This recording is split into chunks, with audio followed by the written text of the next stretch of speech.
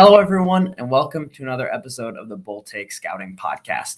Today, we're going to be recapping the winners and the losers in terms of draft stock and our grades of the NFL Scouting Combine that took place last week. But first, there's been so much quarterback movement over the last couple of days in the NFL. Really wild stuff. We have Rodgers staying in Green Bay on what's rumored to be a massive contract. Russell Wilson is on his way to Denver with Drew Lock going the other way. And finally, we got Carson Wentz getting another chance as an NFL starter, this time in Washington. Alex, what are some of your thoughts on these trades and potential implications on draft strategies for these teams? The Packers, first of all, really quickly, they kept Rodgers. I think it was kind of tending towards that direction after, we started to hear some things that Rodgers kind of okay with what was going on with Green Bay. I mean, it kind of puts that Jordan Love pick just to useless. That pick's pretty much useless now for the Packers. So a wasted first round pick there. But I think it really comes down to Washington, first of all, for me, because they got in a quarterback. Who knows how Wentz will play? I think he might not be the quarterback of the long-term future, but he could be the quarterback of the next few years.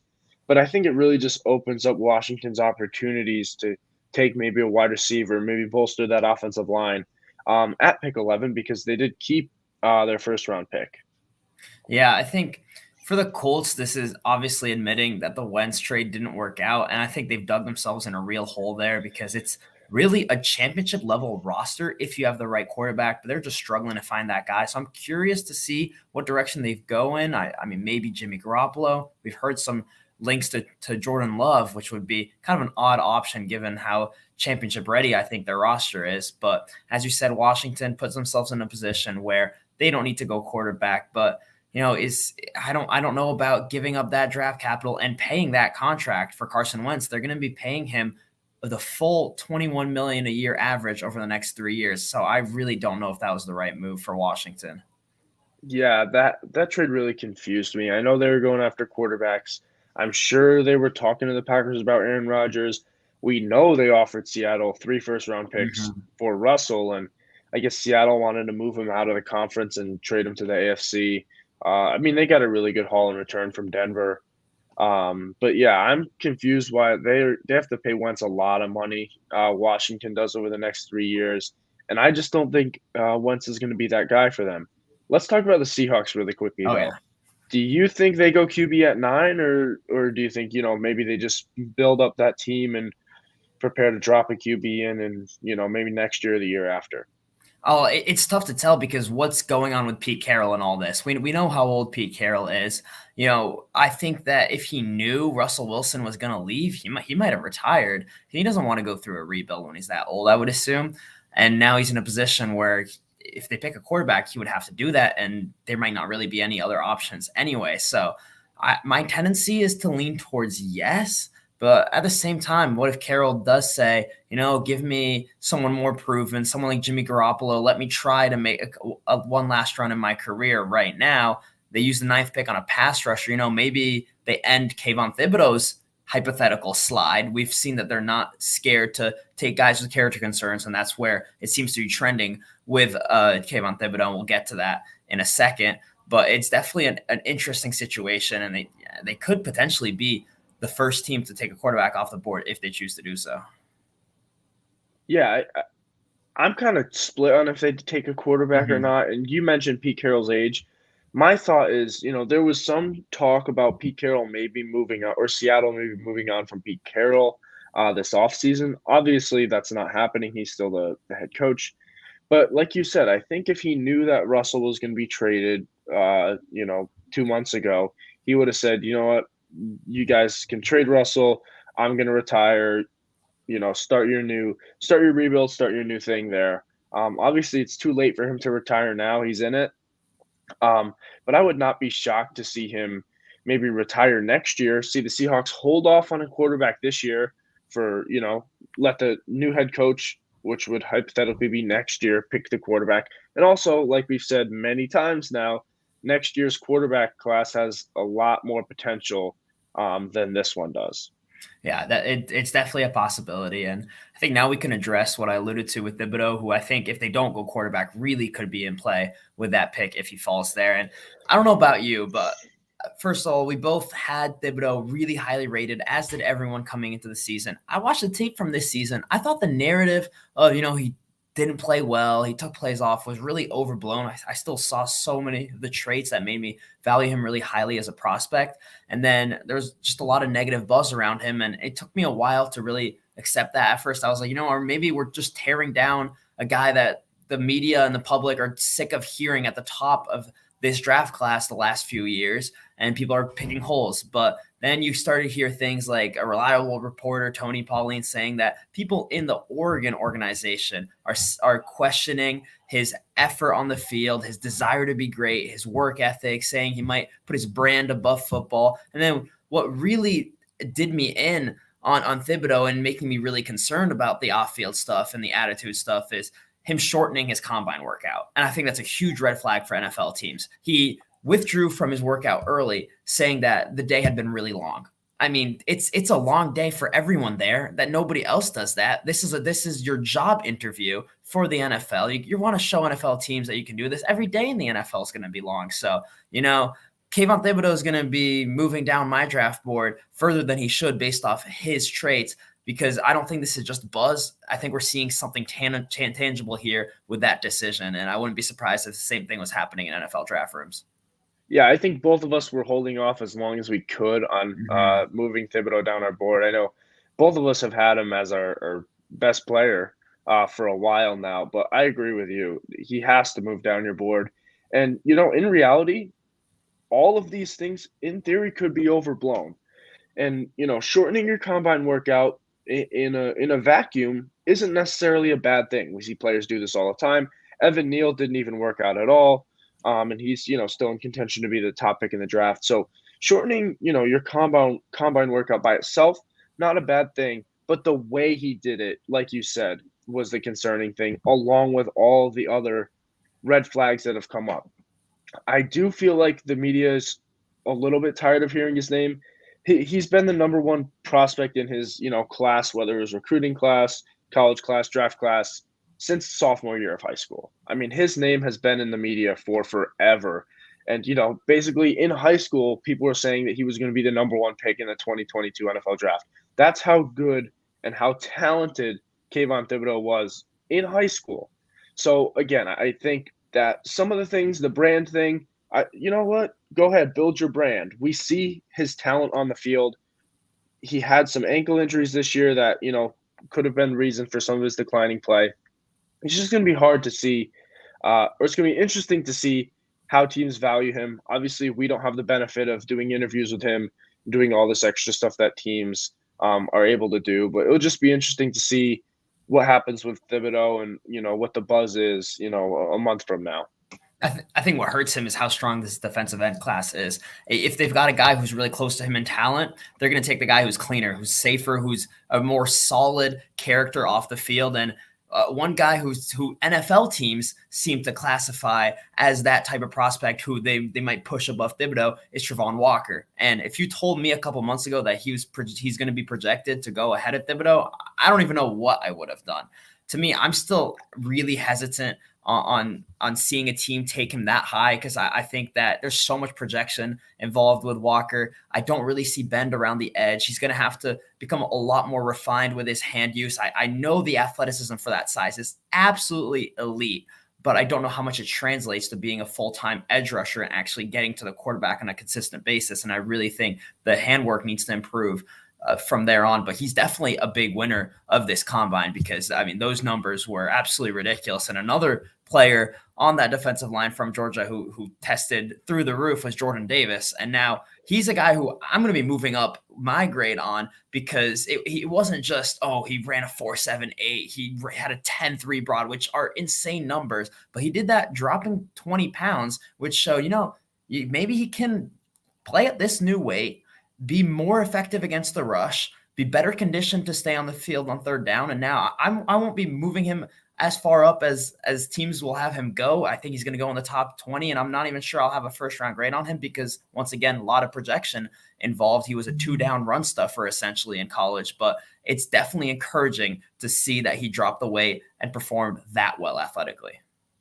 Yeah, he'll probably end up with a late first-round grade from me. Definitely a little bit higher on him than you are, but again, lower than consensus than most NFL teams. And I hear everyone talk about how they really didn't see much pass rush value from him at all at Georgia. There were plays where I saw him chase down the quarterback, where I saw him chase down the running back. Obviously, they did take him off the field on a lot of third downs, a lot of passing downs. But you mentioned he dropped the weight. I'm hoping that will allow his conditioning to be better. He clearly has a great work ethic. I mean, you don't drop 20. He's a big man, and to be able to move like he did, that takes a lot of work. To be able to drop 20 pounds, that also takes a lot of work. So, I mean, I see the work ethic, and like you said, he's a freak. He's a freak. I don't care. We'll talk about the turf in a little bit. The turf might have made everyone run a little bit faster. So what? Maybe he ran a 4.85. Who cares? That's still insane for how big of a man he is. And the turf doesn't change, his explosiveness in his broad jump, his vertical jump. He is a freak athlete. I think you do see that he potentially has pass rush value. And if he can, get his conditioning up there and be on the field, 3 downs for all 3 downs, he could be a scary player at the NFL level. I do agree it takes some projection. He won't be a guy that can play 80 plays a game, but I definitely think he can be a difference maker. I think another thing to consider that I might not have taken into account enough when I initially scouted him and put an unofficial grade on him is that, part of the reason they're taking him off the field on third down is not just because, maybe he wasn't conditioned enough, maybe he wasn't effective enough as a pass rusher. They had Devonte Wyatt and Jalen Carter there. I mean, Devonte Wyatt's going to go first round. He's a terrific defensive tackle prospect and a really good pass rusher. And then Jalen Carter might have been the best defensive lineman on that line. And he's not eligible for the draft until next year, which is why a lot of people might not have heard his name. But he's a great prospect in his own right. So it might have been just as much, maybe even more about the other options to rush the passer on third down than Jordan Davis's ability himself. Yeah, that's a great point. They probably didn't need him to rush the passer, so why make him? Put him on the field where he's best, and he's best at stuffing the run, and keep him fresh for that. I think, we can move on now to another one of their Georgia teammates, Lewis Cine, and he had a really great workout. He ran a fast 40. I think that was faster than most people expected from him, a 4.37, and he reportedly had really good interviews, and his name's being thrown around the late round 1 conversation, and he'll definitely be a top 50 pick. Yeah, I think it really goes to show what that team, that program has built at Georgia. I heard essentially all their players had really good interviews. They're really driven guys, good work ethic, good character, good football intelligence, and Cine checks all the boxes, honestly, as a prospect. I don't think he's anything too special, but he's going to be a rock solid pro. I'm going to have about an early second round grade on him, and I could see him crack the first. I'd rather take Daxton Hill over him just because man-to-man coverage, he's on another level in my opinion. But I mean, Cine's a really good player, and I'll throw out another winner in the secondary, and that's Kier Ellum. I wasn't expecting that 40-yard dash. He ran a 4.39, and I think that if you were to going into the combine, if you were to ask me what one player, it doesn't matter how much media buzz they have or anything, has the most riding on their 40-yard dash, it might have been him, honestly, because the main question for him was, does he have the long speed to track wide receivers?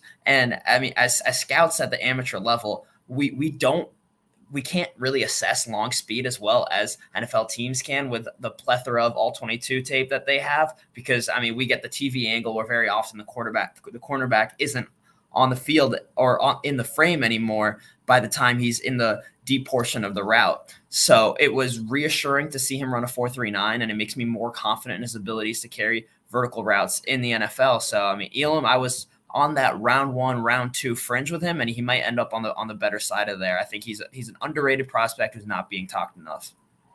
Yeah, I mean, he was a guy that we had in our top 20 before the season started. Mm-hmm. His name just seemed to kind of disappear for a while. I think you made a really good point about him, or his stock really riding on that 40 time because like you said, his deep speed, getting beat deep was his biggest concern for me on tape. And so, obviously he showed that he has that speed. So maybe it comes down to some coaching points, some technique points that he can get fixed at the next level. So he has the speed. So now can he allow that speed to translate into better deep coverage? Yeah, no, I think a couple other winners going to the other side of the ball. Offensively, we saw the running backs fly, man. There was a handful of running backs that went sub 4.4, and two of those were guys who are going to be at the very top of running back boards. That's Breece Hall and Kenneth Walker. I mean, Kenneth Walker, we knew he was fast in the 4.38. Proved that. What was important, though, was that he looked good catching the ball, and he didn't get many opportunities to do so at Michigan State. So it was important to see that. And Breece Hall, I heard he might surprise with his combine performance. He was incredible. He ran a 4.39. He had a 40-inch vertical, which was the best of all running backs. And now they've got me rethinking my running back board because I had Isaiah Spiller above them. Spiller chose not to run, which was a mistake. I think any prospect that chose not to run made a poor decision because with the new surface, so the new surface got installed in the summer of 2020. So this is the first combine with last year's having been canceled with the new surface. And we saw guys just go so fast. It's definitely a fast draft class, but I think the surface helped them. And anyone like Spiller who chose not to run, not a great decision. And now you see Hall, Walker, great athletic testing. Walker showed the ability to catch the ball. Spiller didn't run, didn't look great in drills, and I might have to go back on those running backs and reconsider because the margin was thin, and I think what Walker showed in the pass catching drills could push him above Spiller for me. Yeah, I had Walker as my RB1 going into the combine, and his performance really reassured me that, I'm set on that decision for my RB1. I really like this tape. I don't have a first round grade on him just because he's not a game changer, and, we know how the running back position has been devalued in the draft over the past few years, but I think he's a very good running back prospect, and so is Breece Hall. I think they're probably my running back 1 and running back 2. And Isaiah Spiller was right behind them as my RB3.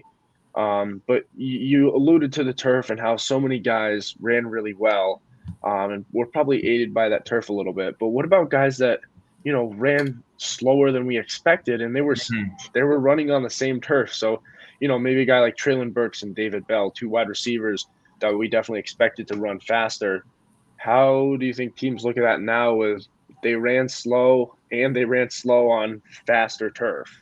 Yeah, I mean that's the other side of this is so many guys ran faster than expected, which makes the ones who didn't look a lot worse. I'm honestly puzzled by Burks' testing. I'm not going to let this change my mind on him. He's my wide receiver 1. I think he has Pro Bowl potential in the NFL. He looked really good in his drills at his pro day today. He chose not to rerun the 40. So I think the fact is that, that 40 time just isn't good with Burks. But, you turn on the tape, you see what he can do at all 3 levels, before the catch, after the catch. He's a big target. He's quick. He has route running potential. I think he needs to work on that, but he can definitely get there. And he's just an absolute monster after the catch. So I really like Burks. I think that it will hurt him, though. That's just the nature of it. He might slip towards the latter portion of round 1. And I think David Bell got really, really hurt by his 40 time. I mean, we're talking the other slots that slot receivers that he's competing with for draft position ran like 0.2, 0.3 even faster than him. I mean, Calvin Austin ran a 4.32.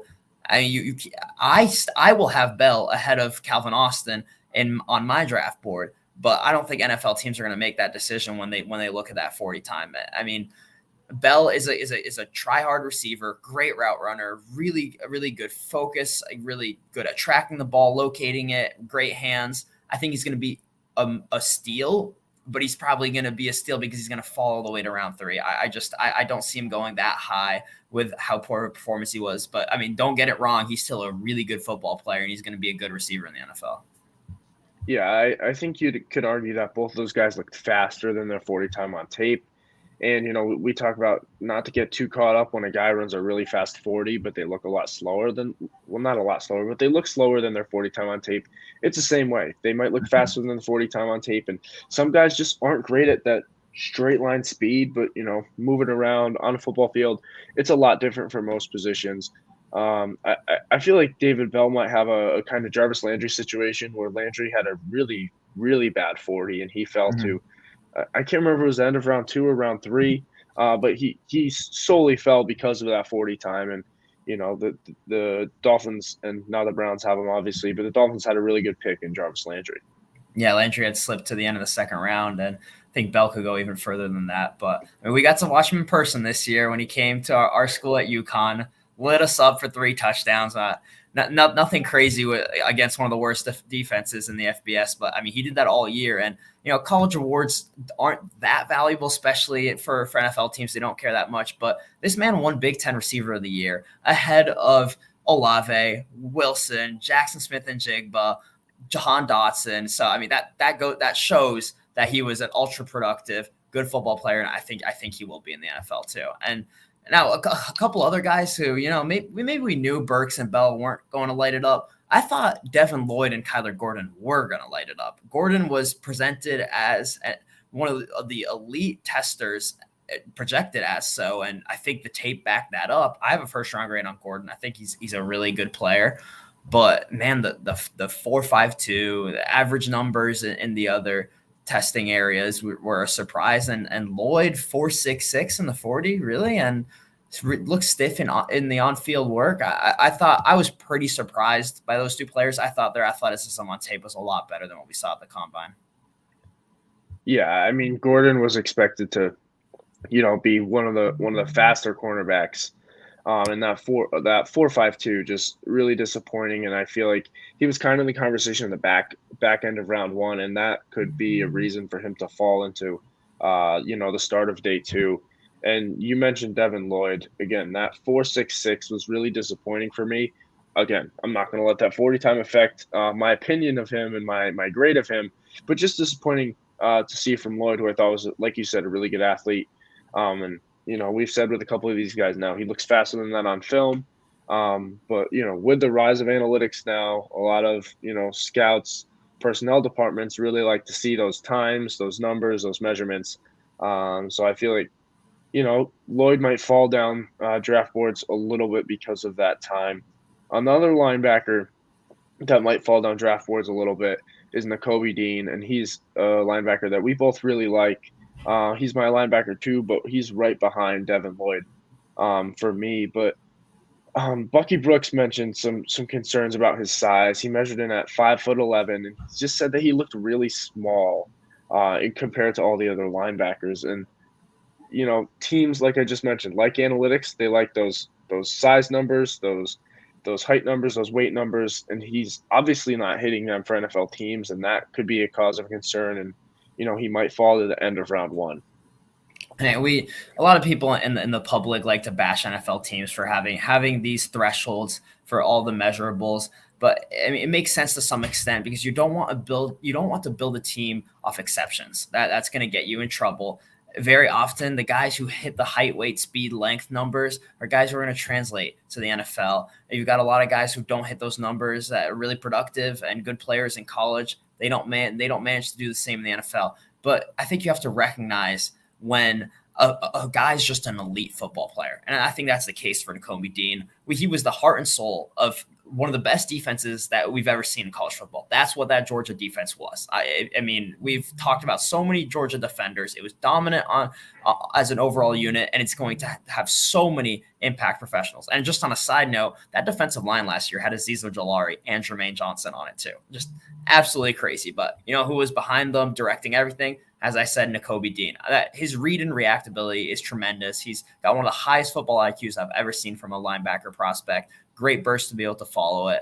I have no questions about Nicoby Dean translating to the NFL, and I think him and Lloyd are both going to go in the 20s in the draft, and they're going to be steals. There's a lot of teams there that could use a linebacker. I mean, the Patriots at 21, the Cowboys at 24. I know they got Parsons, but I keep thinking about the possibility of teaming up Parsons with Dean, where Dean's the one calling the shots, reading at middle linebacker, and you're letting Parsons wreak havoc. It's a great idea. And then Packers at 28 is another option. So these guys are going to go in the 20s, but they're I think they're both going to be Pro Bowlers, honestly.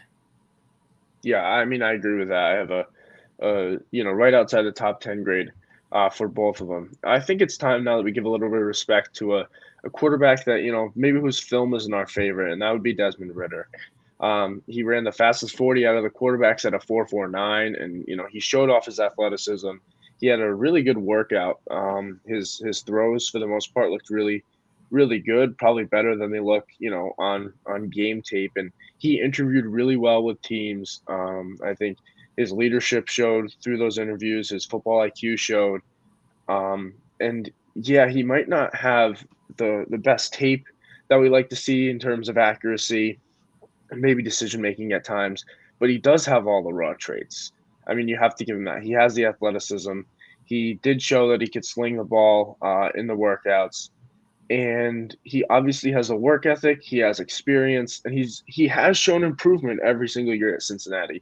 So I felt like we need to give Desmond Ritter some love. He hasn't been our favorite quarterback prospect, but he had a really good combine workout. His name is now being thrown into the end of the round one conversation. And he won't have a round one grade from me, but I feel like we need to shed some light on Desmond Ritter. Yeah, I mean, everything we hear from him is positive. We hear that he's a tremendous leader. He was a 4-year starter, a 4-year winner, a great work ethic. He's interviewing really well, showing really good football IQ. And it makes you wonder, the accuracy wasn't good. The ball placement wasn't good. Through 4 years, it improved steadily, but just not to the point where you can be confident that he's going to be a franchise quarterback at the next level. But if you look at the finer details of it, it could be fixable. I know he throws with a wider base than he should. The motion's a little elongated. We know how hard he's going to work. Once you get him with the best coaches, maybe there's something there. So I'm gonna go back, watch Ritter again. It's gonna be hard to move him up that much because I think it's a big leap of faith with him. I know that the character is terrific, but you're projecting a lot, and I don't know if it has quite the upside of Malik Willis, for example. But it makes sense why you would take him over Sam Howell, who honestly regressed last year, over Carson Strong, who it's seeming like it really hasn't interviewed that well in this process. And I think interviews are so important for quarterbacks. You need them to have a great presence, to come off really well as leaders, to have good football intelligence. And I do look forward to analyzing him again, because I don't want to get burned by a guy who has the traits, has the character, and has the intelligence. It reminds me of the Josh Allen, a few years ago now. And, that was probably one of my first drafts, getting really into scouting. And he had the traits. Obviously, he has a much bigger arm than Desmond Ritter does. He has the traits. He obviously had the work ethic. And, he just didn't have the accuracy or the ability to, put any touch on the ball. You'd see him whip the ball the guys 5 yards down the field. But we saw with NFL coaching, he was able to fix that. And, not every quarterback with poor accuracy is going to turn into Josh Allen. I'd say that's more of an anomaly than anything. But it shows that it's possible with the right coaching, with a guy that has the work ethic. And, Desmond Ritter has that. So I definitely, like you, have to go back and really watch the tape and see, how much do I think this can be fixed?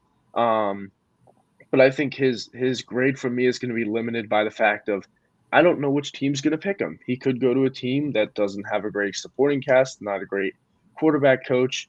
He could go to, I don't know, what's a team that comes to mind? I would say the Saints, but Sean Payton is gone. But he could go to a team with really good coaching, and they could help develop him, and he could be really good in a few years. Yeah, I think it's a lot of it is situation dependent. We know that with quarterbacks, but the point is that he's doing everything right in this pre-draft process. I think Malik Willis is too, and I wouldn't be surprised if tail end of the first round, either maybe the Lions making that pick or someone else trading in trying to get that 5th-year option, Ritter gets his name called, and we wouldn't have expected that 2 months ago. I feel like Ritter makes a lot of sense for the Lions. He'd be able to sit.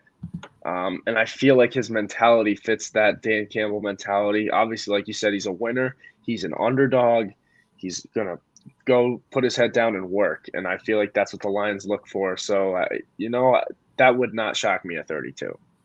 Yeah, I totally agree. We'll see what happens. Maybe they go quarterback at 2. I mean, that's a conversation for later. And I think that hypothetical would be if Hutchinson's off the board at 1, which could be trending that way. But thanks everyone for listening. It's been really fun recapping the combine. We could go on for hours. There's so many guys to talk about. Obviously, if you want to look at all the results, there are a lot of guys who ran super fast 40s, for example, that we didn't talk about. We just thought we'd get more into some of the details of who helped themselves in other ways. And it's been a fun time. So we'll see you again soon next week for another episode of the Bold Take Scouting Podcast.